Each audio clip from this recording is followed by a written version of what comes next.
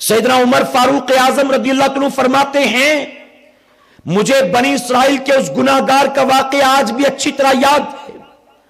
فرماتے حضور اکرم صلی اللہ علیہ وسلم کوئی بات ایک بار دو بار یا تین بار کرتے تھے، لیکن بنی اسرائیل کے گناہگار کا واقعہ حضور اکرم صلی اللہ علیہ وسلم نے ہمارے سامنے 7 مرتبہ بیان فرمایا ہے. کتنی مرتبہ؟ اب 7 بار اس کو بیان کرنے کی وجہ کیا ہے سنو. فرماتے مجھے اچھی طرح یاد ہے کہ بنی اسرائیل کے اس گناہگار کا واقعہ نبی کریم صلی اللہ علیہ وسلم نے ہمارے سامنے 7 مرتبہ بیان فرمایا. فرماتے بنی اسرائیل میں ایک نوجوان تھا جس کا نام قفل تھا، اور قفل ایسا گناہگار، ایسا بدکار، ایسا سیاہکار تھا کہ شاید ہی اس دور کا کوئی گناہ ایسا ہو جو قفل نے نہ کیا. اللہ نے اسے دولت سے نوازا تھا اور وہ اپنی مال و دولت کو اللہ ہی کی نافرمانی میں استعمال کرتا تھا.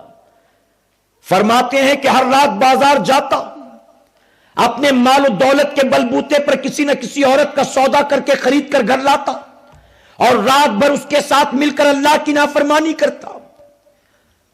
فرماتے ہیں کہ ایک رات ایک غریب عورت کو سودا طے کر کے قفل اپنے ساتھ لاتا ہے.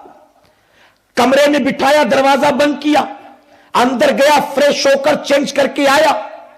آنے کے بعد اس عورت کے قریب گیا اور جا کر اس کے ہاتھ کو پکڑا. جیسے ہی ہاتھ پکڑنا تھا کہ وہ عورت تھر تھر کانپنے لگ گئی، وہ سوکھے پتوں کی طرح کانپ اٹھی.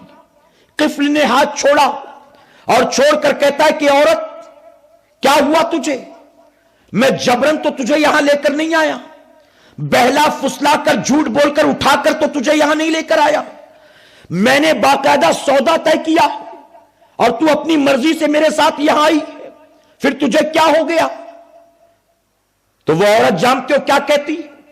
نبی کریم صلی اللہ علیہ وسلم فرماتے اس عورت نے کہا کہ نوجوان سن، میں ان عورتوں میں سے نہیں ہوں جنہیں تو ہر رات اپنے ساتھ لے کر آتا تھا. آج میری مجبوریوں نے مجھ کو لا کر یہاں کھڑا کر دیا ہے، ورنہ ہرگز ہرگز میں وہ کام نہ کرتی جس کام سے اللہ اس کے رسول نے منع کیا. قفل کہنے لگا کیا مجبوری ہے تیری؟ وہ عورت کہنے لگی کہ میرے 3 چھوٹے چھوٹے بچے اور میرے بچے 3 دن کے بھوکے پیاسے، میرے پاس کوئی کمانے والا نہیں، ہمیں کوئی کچھ کھلانے والا نہیں. آخر کار جب مجھے کوئی راستہ اور نہ سوجھا اور بچوں کی بھوک برداشت نہ ہوئی تو اپنے بچوں کی پیٹ کی آگ کو بجھانے کے لیے میں تیرے ساتھ یہاں چلی آئی. لیکن تو نے جب میرا ہاتھ پکڑا تو میرے دل میں خیال پیدا ہوا، آج تجھ سے جو دولت ملے گی میں اپنے بچوں کے پیٹ کی آگ تو بجھا دوں گی، لیکن جس جہنم کی آگ میں اپنے آپ کو میں جھونکنے چلی ہوں اس جہنم کی آگ کو بھلا کیسے بجھاؤں گی؟ یہی وجہ کہ میں ڈر گئی اور میں خوف خدا میں گھبرا گئی. اے سرکار مدینہ کے پردیوانوں، اتنا سننا تھا کہ قفل کی آنکھیں کھل گئی. قفل کہتا ہے اے عورت تو بھوکی ہے، تیرے بچے بھوکے ہیں، تو غریب ہے، تیرے پاس کچھ کھانے پینے کا سامان نہیں ہے، لیکن اس کے باوجود تیرے خوف خدا کا یہ عالم ہے. ارے تو اتنی غریب ہو کر، بھوکی پیاسی ہو کر اللہ سے ڈرتی ہے. اللہ نے مجھے دولت دی ہے، اللہ نے مجھے کھانے پینے کا سامان دیا ہے، اللہ نے مجھے عزت ایک مقام دیا ہے، لیکن میں اللہ سے نہیں ڈرتا.